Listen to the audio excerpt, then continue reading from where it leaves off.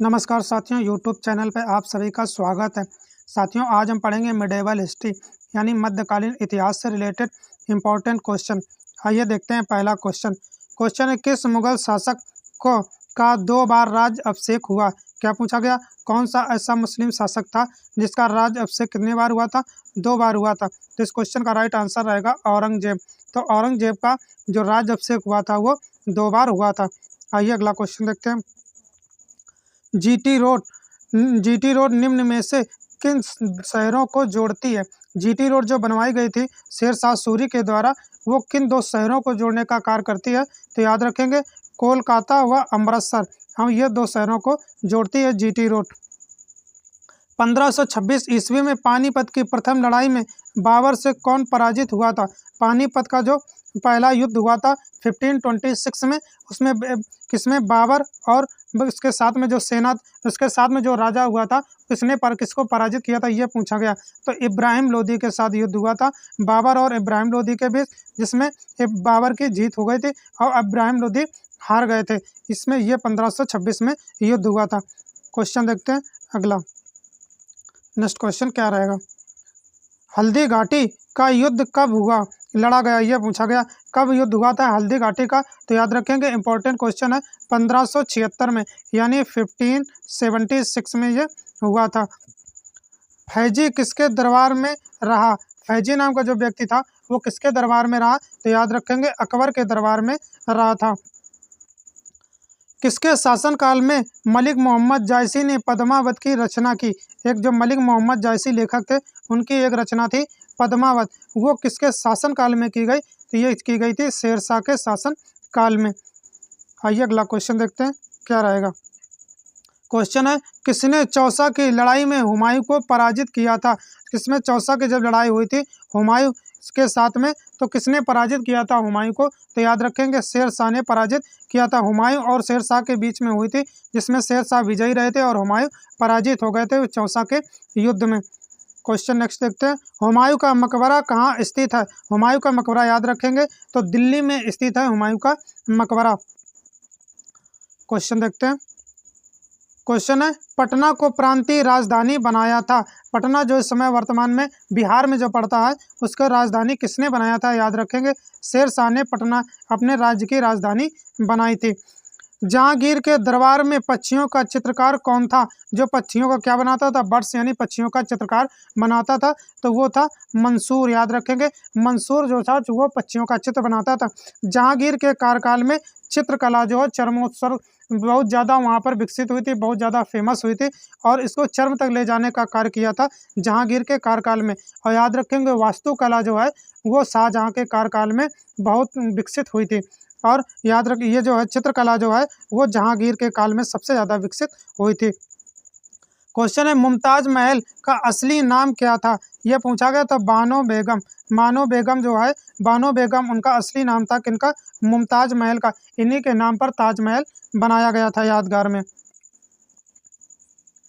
Next question. Question है, शेरशाह कालीन व्यवस्था में फौजदार का क्या आशय है? क्या पूछा गया? फौजदार एक शब्द आया, इसका आशय क्या था? शेरशाह कालीन की जब शासन काल था, तो याद रखेंगे कोषा अध्यक्ष था, यानी वित्तीय विभाग, जो रुपए पैसे वाला काम होता, किस विभाग को कितना देना, क्या करना है, तो वित्तीय विभाग जो था उसको फौजदार कहा जाता था। अगला क्वेश्चन है, अकबर ने साम्राज्य विस्तार का कार्य किस विजय से किया? अकबर ने कौन सी विजय की थी जहां से उन्होंने अपने साम्राज्य का विस्तार करना शुरू कर दिया था? तो मालवा की जब विजय हुई थी, तो वहां से अकबर ने अपना विस्तार करना शुरू कर दिया था अपने राज्य का। अकबर का सबसे अंतिम विजय अभियान था कौन था? अकबर ने सबसे अंतिम विजय अभियान कौन सा किया था? तो आसिरगढ़ का आसिरगढ़ जो विजय है वहाँ से उनका अंतिम हो गया था। वहाँ से फिर उन्होंने कोई लड़ाई नहीं लड़ी थी आसिरगढ़ के विजय से के बाद। अकबर ने कैसे कविराज की उपाधि दी? अकबर ने किसको कविराज की उपाधि दी थी ये पूछा गया, तो याद रखेंगे, बीरबल को कविराज की उपाधि दी गई थी अकबर के द्वारा। नेक्स्ट क्वेश्चन है, सम्राट बनने के पश्चात 12 अध्यादेश जारी करने वाला सम्राट कौन था? जो सम्राट बन गया था फिर उसने कितने अध्यादेश जारी किए थे? 12 यानी 12 किए थे, तो याद रखेंगे जहांगीर ने किया था। आइए नेक्स्ट क्वेश्चन देखते हैं क्या रहेगा। अगला क्वेश्चन है, मेवाड़ सम्राट बनने के पश्चात, ये देखते हैं, मेवाड़ से युद्ध तथा चित्तौड़ से संधि किसके शासन काल की महत्वपूर्ण उपलब्धि थी? क्या पूछा गया? मेवाड़ से युद्ध ये थी ये उपलब्धि, और इसके बाद चित्तौड़ से संधि ये शासनकाल की महत्वपूर्ण, तो याद रखेंगे ये जहांगीर के शासनकाल में हुआ था। मेवाड़ से युद्ध हुआ था और चित्तौड़ से संधि की थी। क्वेश्चन देखते हैं, औरंगजेब ने अपने पिता को किस जिले में नज़रबंद किया जिसमें 8 वर्ष नज़रबंद के दौरान उनकी मृत्यु हो गई? क्या पूछा गया? नज़रबंद एक शब्द है। नज़रबंद होता है साथियों कि किसी व्यक्ति को एक कमरे में बंद कर देना, उसे खाना पीना रहना सोने बैठने की सब वहीं व्यवस्था करना, उसको बाहर ना निकालना, सामाजिक दुनिया में ना लेकर के आना, उसे नज़रबंद कहा जाता है। तो औरंगजेब ने अपने पिताजी को नज़रबंद कर दिया था। कितने वर्षों के लिए? 8 वर्षों के लिए किया था। वहीं पर उनकी मृत्यु हो गई थी। तो कहाँ पर किया था, किस जिले में? तो याद रखेंगे आगरा का जो किला था। तो इस क्वेश्चन का राइट आंसर रहेगा आगरा के किले में औरंगजेब ने अपने पिता को नज़रबंद कर दिया था। क्वेश्चन है, अंतिम रूप से जजिया कर समाप्त करने वाला मुगल बादशाह कौन था? जजिया कर जो था लगाया जाता था गैर मुसलमानों पे, वो किसने समाप्त कर दिया था पूरी तरीके से? तो याद रखेंगे मोहम्मद शाह रंगीला ने पूरी तरीके से जजिया कर को समाप्त कर दिया था। नेक्स्ट क्वेश्चन देखते हैं, भारत में 4 बाग शैली का प्रथम मकबरा है। 4 बाग जो शैली है, सबसे पहले उस शैली का मकबरा जो बनाया गया था वो कहाँ है? तो किसका बनाया गया था? हुमायूं का मकबरा 4 बाग शैली में बनाया गया था। इनमें से किस शासन काल संगमरमर काल कहा जाता है? किसका कहा जाता है? संगमरमर का काल कहा जाता है। तो शाहजहाँ का कहा जाता है, क्योंकि शाहजहाँ के कार्यकाल में भवनों का निर्माण, मंदिर हुआ या जो भी किले हुए, बहुत ज़्यादा निर्माण हुआ था।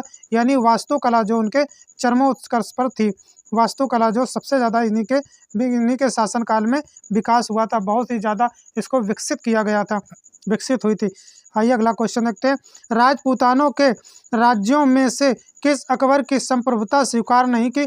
क्या किया गया था? वो कौन थे राजपूताना था जिसने अकबर की क्या कर दी? संप्रभुता को स्वीकार करने से मना कर दिया था। वो था मेवाड़ का राजा ने अकबर की स्वीकृता को, उसने संप्रभुता को क्या कर दिया था? स्वीकार नहीं, उन्हें उसके अधीन कार्य नहीं किया था। मुगल सम्राट औरंगजेब कौन सा वाद्य यंत्र बजाते थे? कौन सा यंत्र बजाते थे? वाद्य यंत्र याद रखेंगे तो वीणा बजाते थे। वीणा बजाते हुए कई बार उनको देखा गया है, तो जो सबसे ज़्यादा हुए वीणा के शौकीन थे।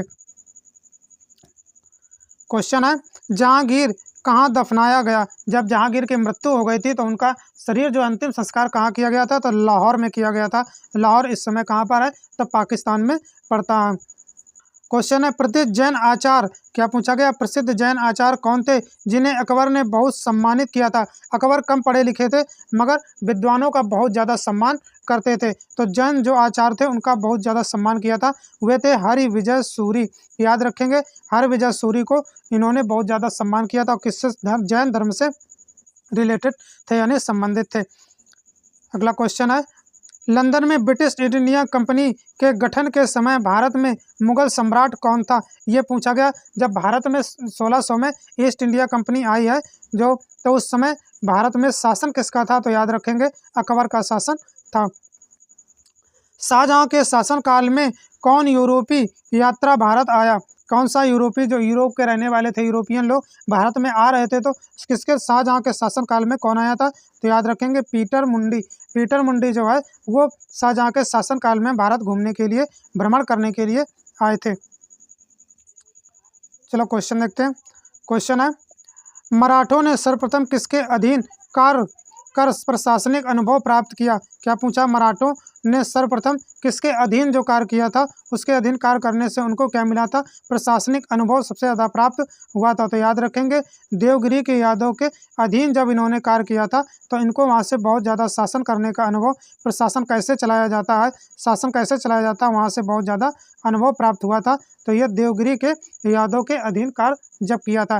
तो साथियों आज के हमारे ये मिडेवल हिस्ट्री से रिलेटेड इंपॉर्टेंट क्वेश्चन थे। साथियों हमारा पढ़ाई हुआ आप लोगों को अगर अच्छा लगे तो वीडियो को लाइक करें, शेयर करें और कमेंट सेक्शन में बताना कि आज का सेशन कैसा रहा।